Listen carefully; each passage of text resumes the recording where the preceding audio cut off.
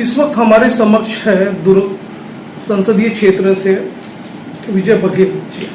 विजय बघेल जी, जैसे कि पार्टी ने आपको पुनः प्रत्याशी घोषित किया हुआ, एक मौका आपको फिर से दिया हुआ आपके विकास कार्य को देखते हुए, आप ये बताइए इस वक्त क्या जनता के मुद्दे हैं और किस मुद्दे पर आप आगे चल के ये दे रहे हो, तो उस बारे में थोड़ा बताइए हमारे दर्शकों को। देखिए, लोकसभा के चुनाव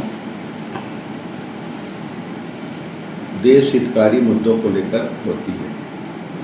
अभी अभी हमने विधानसभा चुनाव संपन्न किया और उसमें भी यहाँ के जो पूर्व मुख्यमंत्री उसके खिलाफ मुझे प्रत्याशी बनाया गया था और एक बार फिर से इस लोकसभा में मुझे हमारे वरिष्ठ नेताओं ने जो प्रत्याशी बनाया उसके लिए मैं सबको धन्यवाद देता हूँ, उनका आभार व्यक्त करता हूँ।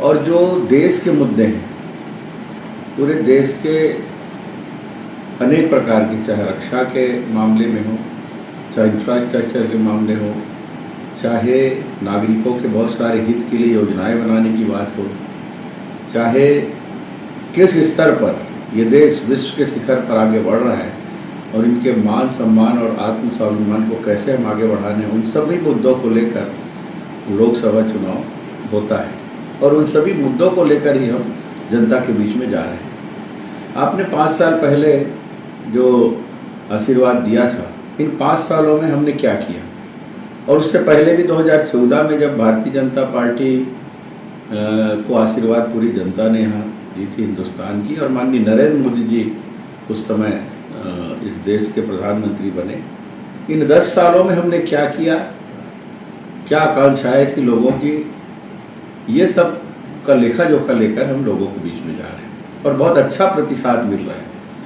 लोग वाकई में आत्मीयता से फिर से एक बार माननीय मोदी जी को प्रधानमंत्री के पद में बिठाने के लिए आतुर हैं।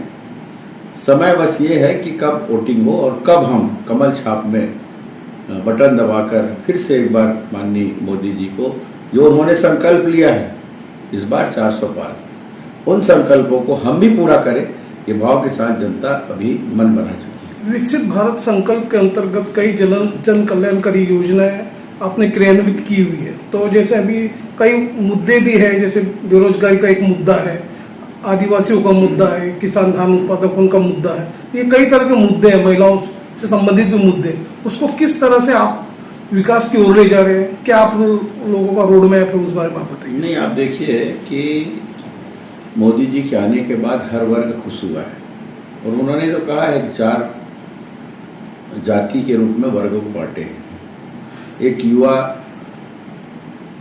को जाति मान के, एक महिला को जाति मान के, एक गरीब को जाति मान के, और इस रूप में माननीय मोदी जी ने काम शुरू किया। और अभी बोले कि मेरा 140 करोड़ जो यहाँ के लोग हैं वो मेरा पूरा परिवार है।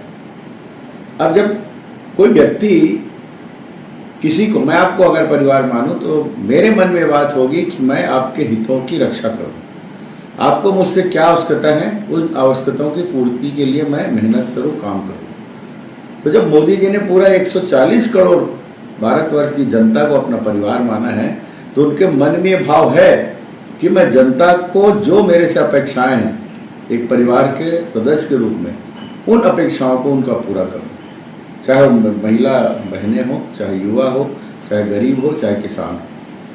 और इस दृष्टिकोण से हमने देखा है कि किसानों के हित में कितने नित नए योजनाएं बन रही है, जिसका लाभ किसान भाई ले रहे हैं। अभी अभी छत्तीसगढ़ का जो चुनाव संपन्न हुआ, हमने जो कहा वो किया, मोदी की गारंटी उसको नाम दिए थे, और सौभाग्य से घोषणा पत्र के संयोजक के रूप में मुझे सौभाग्य मिला था और घोषणा पत्र बनाने में मेरी पूरी जवाबदारी थी, जिसमें हमारे राष्ट्रीय नेताओं ने और प्रदेश के नेताओं ने सहमति दी। हम 2 साल की बोनस की बात किए थे, किसानों के खाते में 25 दिसंबर अटल बिहारी वाजपेयी जी के जन्म दिवस पर डाल दिया गया। हम महतारी वंदन की बात किए थे, कल यहाँ के जो महिलाओं के, बहनों के खाते में राशि डाल दी गई 1000 रुपया महीने की।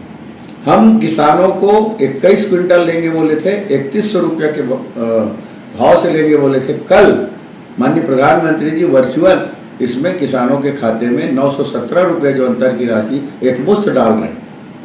तो भाजपा जो कहती है वो कथनी कहे करनी और कहे में अंतर नहीं है। इसी तरह देखें कि कांग्रेस कथनी और करनी में अंतर है। जो कहा वो किया ही नहीं 5 साल, तो ये अंतर लोगों के मन में है।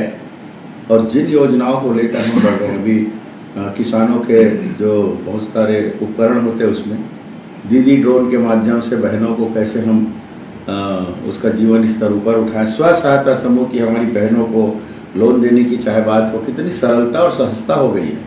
बहनें लोन लेकर अपना काम कर रही हैं कम ब्याज दर में और सहजता और सरलता से। तो ये जो दौर चल रहा है वो वाकई में किसानों का दौर, मजदूरों का दौर, गरीबों का दौर, बहनों का दौर, युवाओं का दौर। और जब युवाओं के लिए भी कितने रास्ते खोल दिए हैं कि आप स्वयं अपना व्यापार करिए। मुद्रा लोन योजना के तहत सरलता से आपको लोन मिल रहा है। आप अगर 10,000 लेंगे फिर पटाएंगे 20 मिलेगा, 20 पटाएंगे 50 मिलेगा, 50 पटाएंगे 1 लाख मिलेगा। इस तरह आपके लोन का जो रेशियो भी बढ़ेगा। ईमानदारी होनी चाहिए। ये हमारे मोदी जी ने ये योजनाएं बनाई हैं। हाल ही में पार्टी ने जो गांव अभियान, बुद्ध सशक्तिकरण, ये कई तरह की अभियान शुरू किए हैं। तो आप ये बताइए, अभियान के मार्फत पार्टी को कितना फायदा होने जा रहा है? क्या एक विनिंग मैजिक फिगर रहेगा अपने प्रदेश में? उस बारे में आप बताइए क्या है।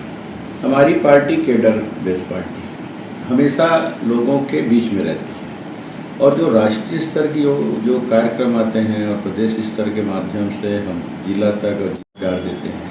और वही बात मैं भी उनसे रखना चाहता हूँ। मैं कोई बहुत बड़े पद में पहुँच के बहुत बड़ा व्यक्ति बन गया, ये मैंने कभी भी, मेरे दुर्ग लोकसभा के एक एक व्यक्ति को आप पूछ लीजिए, मैं कभी भी मेरे द्वार में जो आएंगे एक परिवार की तरह उनसे ट्रीट होगा। मैं रहूँ ना रहूँ, मेरी पत्नी, मेरे बेटे, मेरे और जो यहाँ पे जो लोग भी सेवा कार्य में लगे हो सब, तो मेरे मन में यही बात है, जिन्होंने मुझे बनाया है, जिनके आशीर्वाद से मैं बना हूँ, मैं उनका हमेशा ऋणी रहूँ और उनके मान सम्मान में कभी कमी ना आने दूँ, ये मेरा भाव रहता है। और उनके पास कभी मैं तो ये भी बोलता हूँ कि मैं कभी सांसद हूँ ऐसा मेरे को नहीं लगता।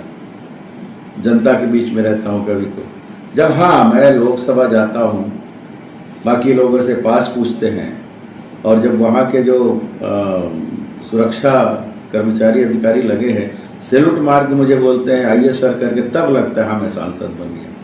बाकी समय मुझे नहीं लगता कि मैं सांसद हूँ, क्या हूँ। मैं सबके बीच का हूँ, सबके परिवार का हूँ। उसी भाव से मैं हर जगह जाता हूँ, हर जगह उसी तरह मैं सम्मान भी पाता हूँ, प्रेम भी पाता हूँ।